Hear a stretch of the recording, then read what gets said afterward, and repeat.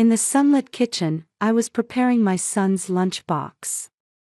Early October in Connecticut had already turned chilly.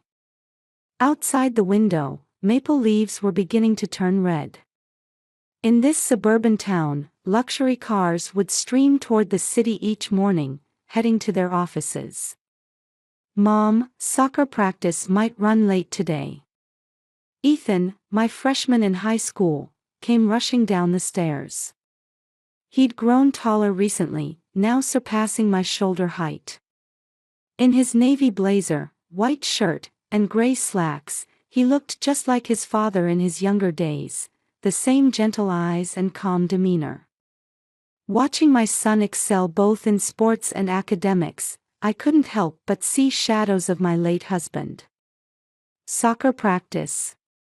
What time will you be home for dinner?"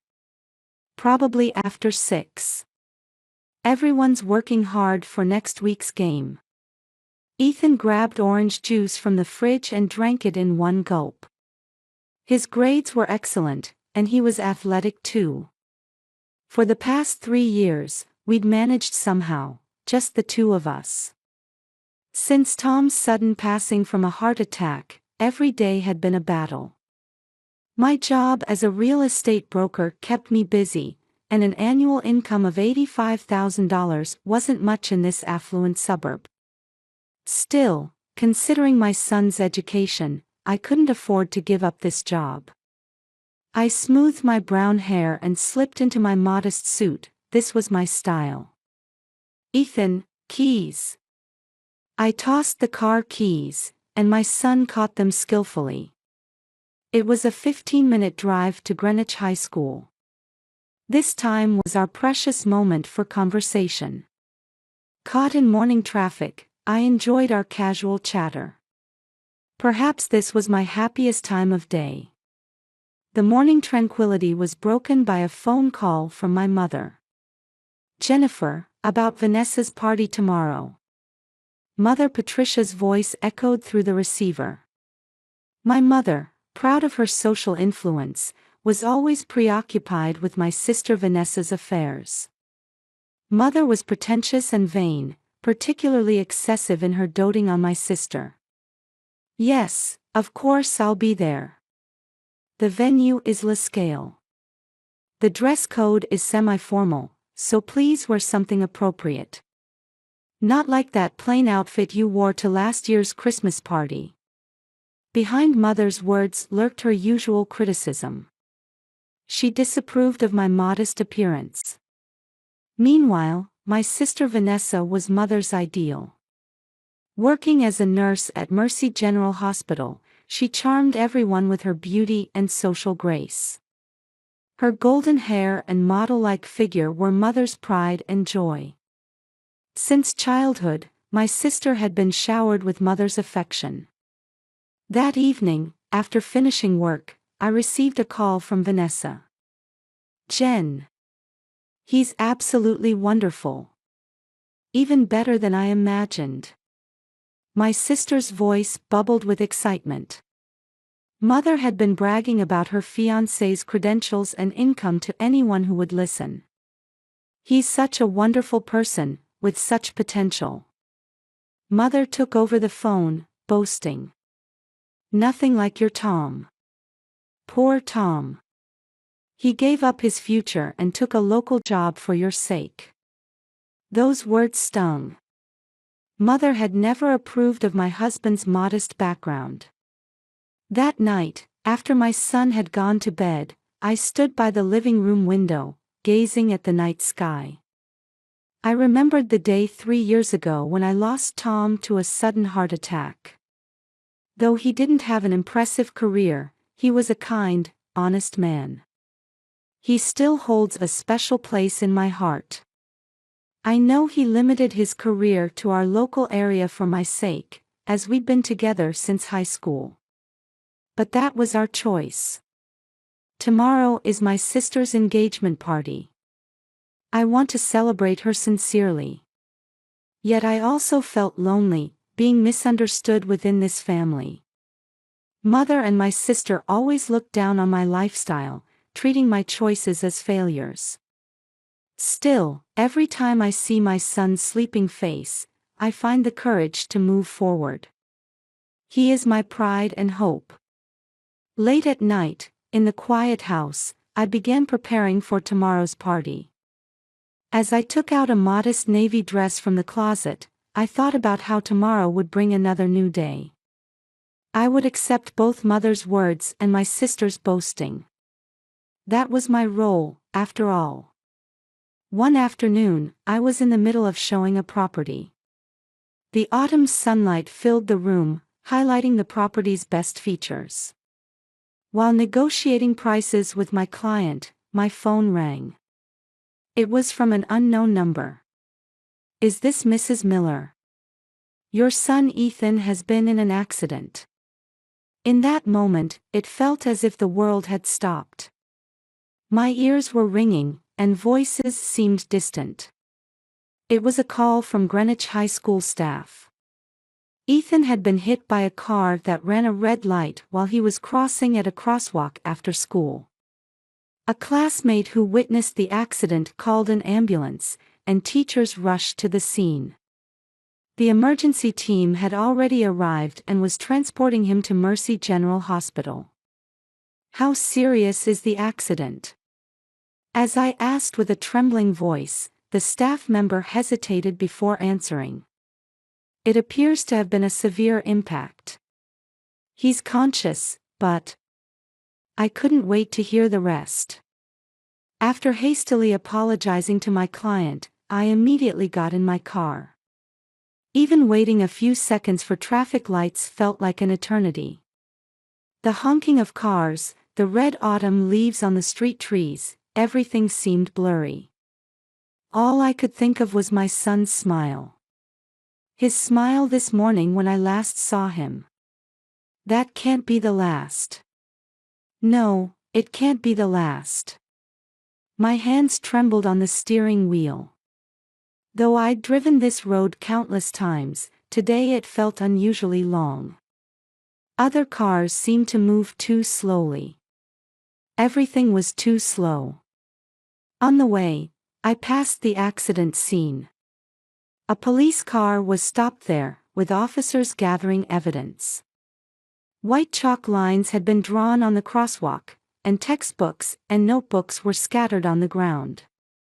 I recognized them as Ethan's belongings. His uniform's blue tie fluttered in the wind. Seeing that, a sob escaped my throat. I arrived at the hospital at 2:45 p.m. Running into the emergency entrance, I was enveloped by a breathtaking tension. Doctors in white coats hurried back and forth, nurses carried equipment, and patient names echoed through the air. The smell of disinfectant stung my nose. A child's cry could be heard from somewhere. "The emergency room is down this hallway." I ran following the receptionist's directions. My heart was pounding so hard it felt like it might burst. My legs were shaking. But I couldn't stop. Reaching the treatment room, I found Ethan surrounded by medical staff. His face was pale, and his uniform was stained with blood. The monitor beeped ominously. An 4 needle was in his arm, and an oxygen mask covered his face. Was this really my son?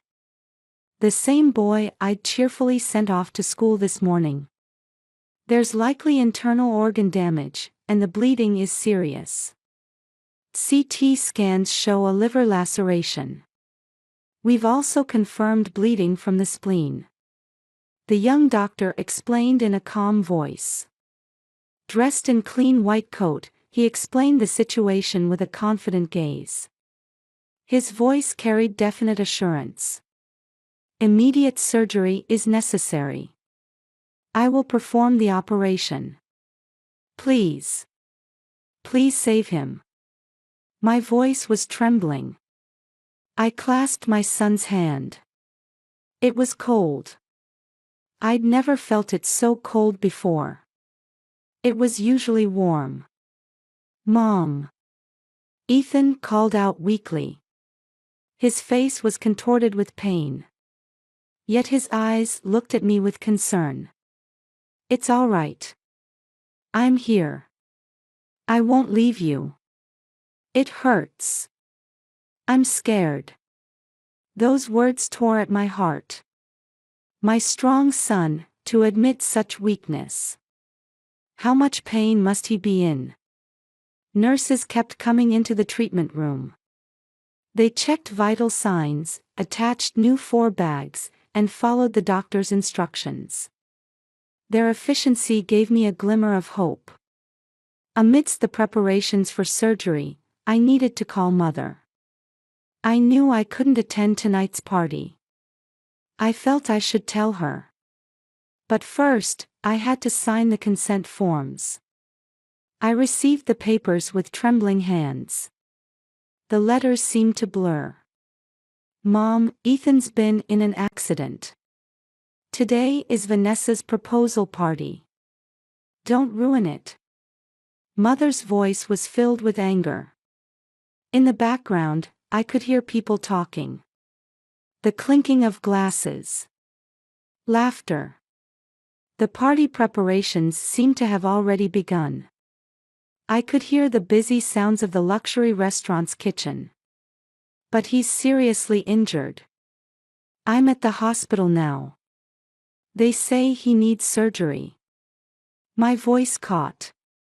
Tears rolled down my cheeks. "I can't believe this.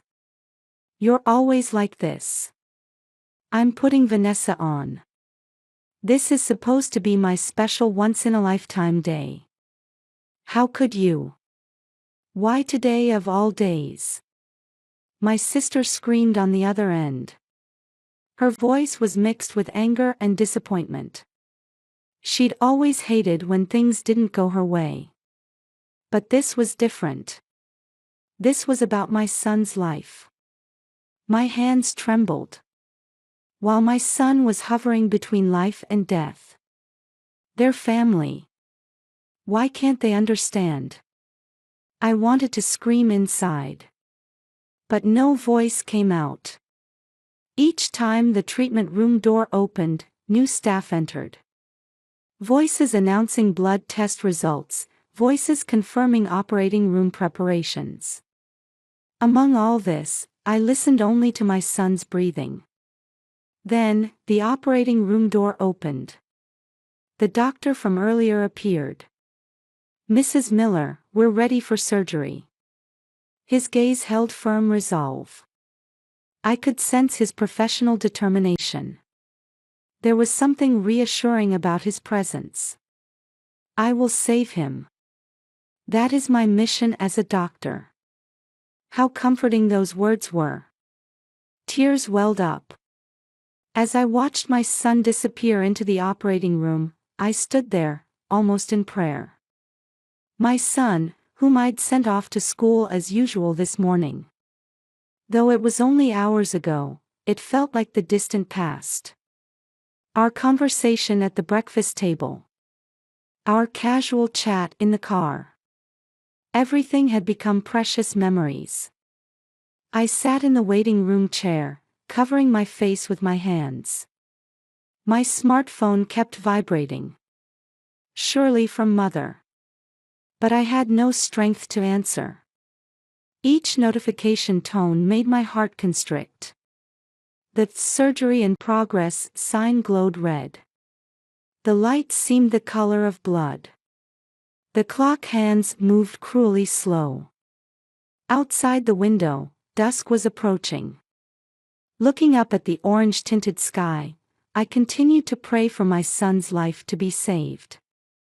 Prayer was all I could do. This helplessness brought fresh tears. In front of the operating room, I pressed my trembling hands to my chest. The red lamp's light coldly illuminated the hallway. The surgery that would determine my son's fate was about to begin.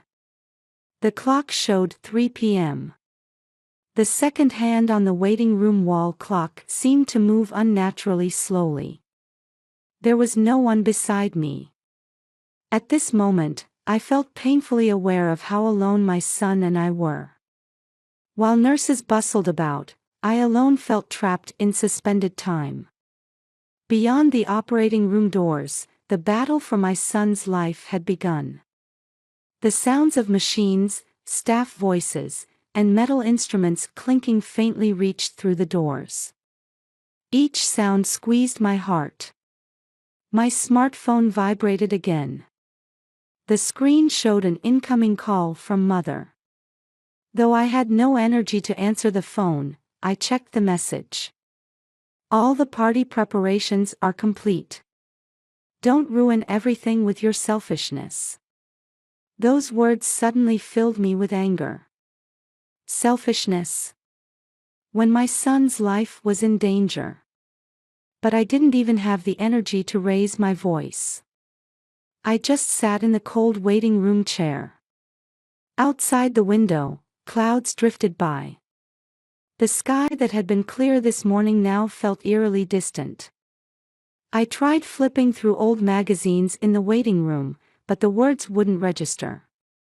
After 4 o'clock, a nurse came to provide an update.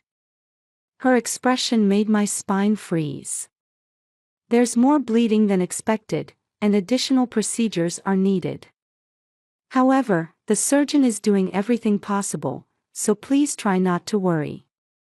At those words, my heart nearly stopped. Additional procedures. The weight of those words bore heavily on my shoulders. As I stared at the operating room doors, memories of my son's childhood flooded back. The day he first walked, his first words, his first day of school. Every moment felt as if it had existed for this very time. How much blood loss? His condition. My voice shook. The nurse wore an apologetic expression. The details will be explained by the surgeon after the operation. After that, the waiting room returned to silence. Only occasionally did the sound of medical staff's footsteps echo in the hallway. The sound of 4-pole wheels. Someone's voice. Everything felt distant. Nurses rushing with new 4 bags, medical technicians running with blood test results, knowing that each person played a vital role in my son's life filled me with both gratitude and anxiety. The clock hands moved mercilessly forward. During this time, Mother's calls exceeded 10. The message content grew increasingly aggressive. I ignored them all. Right now, all I could do was pray. I remembered my son's smile as I sent him off to school this morning. His usual, "I'm off," now felt like a distant memory. Outside the window, dusk was falling, and street lights were turning on one by one. Other families in the waiting room must be carrying similar anxieties. Occasional sounds of crying, deep sighs, words of prayer. How many lives intersected in this hospital? Just past 8 p.m., sudden activity broke out. The operating room doors opened, and medical staff began moving busily. I stood up, watching the scene with bated breath. The exhausted surgeon appeared. His white coat bore vivid traces of the surgery. In his appearance, I saw evidence of the 6-hour battle. His hair stuck to his forehead with sweat, and dark circles of fatigue showed under his eyes. "Mrs. Miller." His voice was slightly hoarse. "The surgery was successful. Your son has pulled through. We've repaired the liver laceration and stopped the bleeding from the spleen. His overall condition is stable." At that moment, my knees gave way. A nurse rushed to support me. Tears flowed uncontrollably. "Thank you, thank you." To my repeated words of gratitude, the doctor smiled quietly. His eyes showed the same relief. "We'll need to monitor his post-operative progress, but he's past the most critical stage. We'll observe him carefully in the ICU for 24 hours. It may take some time before he regains consciousness." "Mrs. Miller." He paused for a moment. The surrounding nurses also changed their expressions, as if noticing something. I apologize. I should have noticed at such a time, but you are. Just then, hurried footsteps echoed from down the hallway. The sound of high heels on the cold floor. Michael. Why aren't you at the party? Turning around, there stood my sister Vanessa. In an elegant dress, her face was flushed red. Behind her, several guests who seemed to have rushed from the party venue were visible. Vanessa. Dr. Bennett wore a confused expression. The surrounding medical staff also seemed to sense the sudden change in atmosphere, each stopping their movements. This is your sister Jennifer. Silence fell. Vanessa stood dumbfounded, looking back and forth between me and Dr. Bennett. Her eyes held a mix of surprise, anger, and something else. Why are you here? Vanessa's voice trembled. Her makeup was smeared, and tears glistened in her eyes. As a doctor, it is my mission to save the life before me. Dr. Bennett's voice, though quiet, conveyed strong conviction. Though signs of fatigue remained, his gaze was resolute. The proposal party can be postponed. But the chance to save a life comes only once. That is my belief. With his white coat swishing, he headed off to his next patient. His back radiated the pride and determination of a doctor. Only his footsteps echoed in the hallway. I watched him go with tears still blurring my vision. My son's life was saved. That alone was enough for now. Everything else could wait. Right now, I only wanted to think about my son's recovery. Through the ICU window, I could see my sleeping son. Though his face was still pale, I could sense his steady breathing. The monitor's sound announced quiet hope. That sound seemed to herald the beginning of a new morning. After leaving the hospital, we drove in heavy silence. Only the doctor's words that my son was maintaining stable condition in the ICU supported my heart. Our car quietly drove through the twilight streets as streetlights began turning on one by one. We arrived at La Scale restaurant after 9 p.m.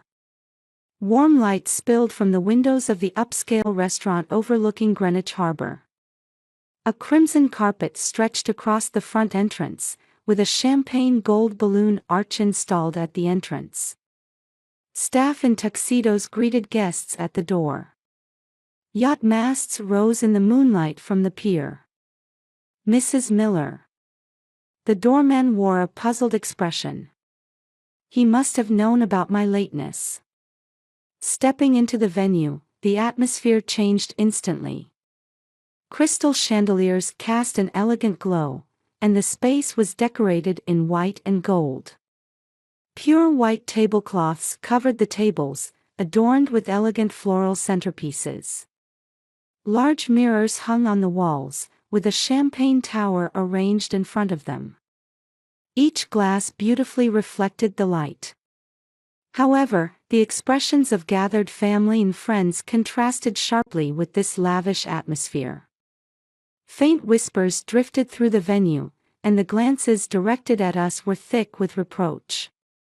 Cousin Maria openly turned away, while my paternal aunt clicked her tongue softly. On the silver trays held by catering staff, hors d'oeuvres remained untouched. I could see the bubbles quietly disappearing in expensive champagne glasses. So you finally came. Mother's voice was cold as ice. Her pearl necklace cast an ominous gleam at her throat. Beside her stood Vanessa, still in her dress. Her makeup was smeared, and her eyes were swollen. Her white dress embellished with silver sequins was now wrinkled. Vanessa. The moment I tried to speak, my sister cried out. Her voice seemed to make the background music pause for an instant. Why did you choose surgery over the party? Why did you ruin my special day? At her voice, the venue fell silent. A waiter's tray trembled slightly. Because his life was in danger. That doesn't matter. Today was my special day. You ruined my once-in-a-lifetime proposal party. I spent months preparing. This dress was specially made to order. Vanessa's voice shook hysterically. The veins in her neck stood out. Everyone rearranged their schedules to be here. The venue was booked 6 months in advance. Vanessa, calm down. Mother placed her hand on Vanessa's shoulder. However, her eyes glared at me accusingly. Her pearl necklace swayed with her rapid breathing. Jennifer, you're always like this. Always thinking of yourself. It's your sister's most important day, and because you weren't here, the planned speeches and photos, everything was ruined. Each of Mother's words stabbed like a knife. The background music made her words even more piercing. Thinking of myself. My voice trembled. Anger and sadness welled up. My son's life was in danger. He just finished a 6-hour major surgery. You call that thinking of myself? Mother, he's your grandson. Relatives gathered around us like an audience at a theater. Under the luxurious chandeliers, an ugly family dispute was about to begin. Aunt Margaret, clutching an expensive clutch bag to her chest, spoke up. But, dear, the party was planned months ago. We specially made time to come from New York. That's right, Cousin Sophia chimed in. Everyone cleared their schedules to be here. All the surprises were prepared too. The relatives' voices of criticism piled up one after another. Hands holding champagne glasses trembled, ice cubes creating discordant sounds in the glasses. Just then, there was a sound at the venue entrance. As the heavy doors opened, everyone turned. There stood Dr. Bennett. Though he had changed from his surgical scrubs into a suit, his face still showed signs of fatigue. His tie was slightly crooked, different from his usual perfect appearance. It was clear evidence of the long hours of surgery. Michael. Vanessa started to rush over. Her high heels echoed on the marble floor. However, Dr. Bennett quietly raised his hand. The gesture carried a sense of determination. Vanessa, and everyone. Let me explain what happened today. His voice resonated throughout the venue. It was the voice of a professional doctor who had given serious explanations countless times. As a doctor, I chose to save the life before me. It was the life of a 15-year-old boy. He was in critical condition with internal injuries causing massive bleeding. When he was brought to the operating room, his blood pressure had dropped to dangerous levels. Dr. Bennett continued speaking, giving weight to each word. His voice mixed professional pride with personal conviction. The surgery lasted 6 hours. During that time, the boy's life was in danger multiple times. We fought desperately several times to prevent his heart from stopping. If we hadn't started the surgery immediately, he wouldn't be here now. A heavy silence fell over the venue. Only the sound of champagne bubbles could be faintly heard. And I have one more decision to make. Dr. Bennett's voice carried even stronger resolve. At that moment, the air in the venue seemed to freeze. I cannot marry someone who disregards human life. At those words, the venue erupted in murmurs. The sound of a glass being dropped could be heard, and someone let out a small cry. Michael! What are you saying? Vanessa's voice was almost a scream. Her hand reached out into the air. I cannot compromise my beliefs as a doctor. I cannot accept values that prioritize a party over human life. Not as a doctor, and not as a human being. Mother intervened. Her pearl necklace swayed violently. What are you saying? On such an important day, in such a lovely venue. Do you know how much this party cost? What matters is what happened on this important day. Dr. Bennett's voice maintained its calm while filled with strong determination. His eyes swept across the room. In the operating room, we were fighting for a boy's life. During that time, did the people preparing for the party understand the weight of life? While worrying about decorations, dresses, and food, a young boy was hovering between life and death. Complete silence enveloped the venue. The chandelier light illuminated everyone's equally pale faces. Dr. Bennett slowly turned to face Vanessa. I'm sorry. But this is my decision. As a doctor and as a human being, I will stand by my convictions. At that moment, Vanessa's engagement ring fell to the marble floor. The sound of metal hitting marble rang out with eerie clarity. It was like a bell tolling the end of everything. Various voices began rising from among the relatives. Voices of condemnation, sympathy, confusion. Amidst the swirling voices in the venue, Mother and Vanessa stood isolated. Their figures in expensive dresses now seemed somewhat pitiful. The aunts whispered things like, "How embarrassing," and "a family disgrace," while the paternal relatives had already begun leaving the venue. The wedding planner, who had been prepared for the wedding, stood dumbfounded. Cousin Maria approached me. "Jennifer, is your son really all right?" At those words, I felt that finally someone understood the essence of the situation. I quietly closed my eyes. My son's life was saved. That was all that mattered to me now. Tomorrow, I would be able to see my son's face at the hospital again. That thought alone supported me through this chaos. Outside the window, harbor waves quietly lapped against the shore. The chandelier light coldly illuminated the engagement ring on the floor. That light seemed to be watching over all of tonight's events.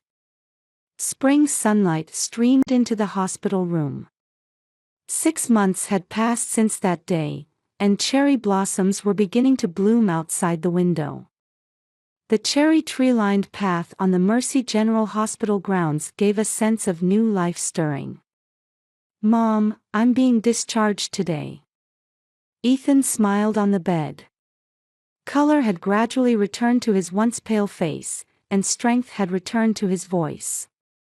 Though surgical scars remained, his rehabilitation was progressing well, and the doctors were amazed at his recovery ability. "Yes. But you still need to be careful not to overdo it." "I know. But I want to get back to school soon." The soccer team members came to visit every week. At those words, I felt tears welling up. My son, who had overcome a life-threatening crisis, seemed a bit more mature than before. During his long hospital stay, he must have done a lot of thinking on his own. Sometimes he would wake up in the middle of the night and talk about the meaning of life. A nurse brought the discharge paperwork. Meanwhile, I gazed out the window. Over these 6 months, many things had changed. Though some changes were painful, they were necessary steps in our growth. Mother began to change significantly after that night. At first, she couldn't acknowledge her mistakes, and we lost contact for a while. The incident at the luxury restaurant became talk of the local social circle, and Mother temporarily stopped appearing at parties. However, on a rainy day, she suddenly visited the hospital room. Without makeup, her usual dignified manner was gone. "Jennifer and Ethan." Mother's voice trembled. Rain dripped onto the floor from the umbrella in her hand. "I've started seeing a counselor. Dr. Sarah Thompson. I've realized the biases within myself." Since that day, Mother began regularly attending counseling twice a week. There, she started confronting her issues with values and excessive favoritism. She said she realized she had lost sight of her daughter's true happiness by obsessing over superficial success and appearances. "I've hurt you all this time. About Tom too, my attitude back then was wrong." Mother apologized while looking at a photo of my late husband. Though long-standing habits couldn't be changed easily, changes were becoming visible, slowly but surely. "I've started a support group for single mothers." Mother reported this the other day. Meetings are now held weekly at her mansion. She's begun using her social influence to help mothers in need. She's also started building a network of professionals including lawyers, doctors, and counselors. "I never truly understood the challenges of raising children alone." Mother's eyes held new determination. At Christmas, she hosted a party for single mothers from the support group and their children. Instead of competing over decorations and food, there was warm interaction. Vanessa's change was even more dramatic. After the broken engagement, she went through a period of deep depression. She disposed of her expensive dresses and accessories, deleted her social media accounts, and lived almost like a recluse. However, an encounter with a patient changed her. A young mother battling terminal cancer. Seeing this patient worry about the children she would leave behind deeply moved Vanessa. "As a nurse, did I really understand my patient's feelings? Wasn't I just providing superficial care?" Through such self-questioning, Vanessa decided to transfer to the hospice department. There, she gained deep insights from patients and their families facing life and death. Her flashy makeup became more subdued, and she spent more time with patients. Patients facing death teach us what's truly important.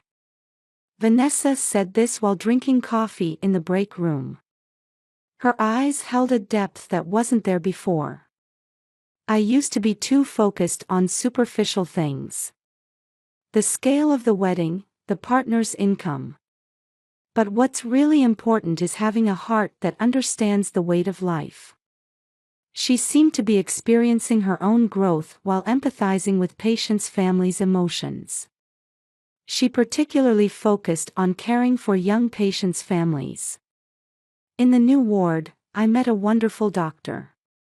He's a palliative care specialist." Vanessa told me this recently. Her expression then had a different, gentler radiance than before.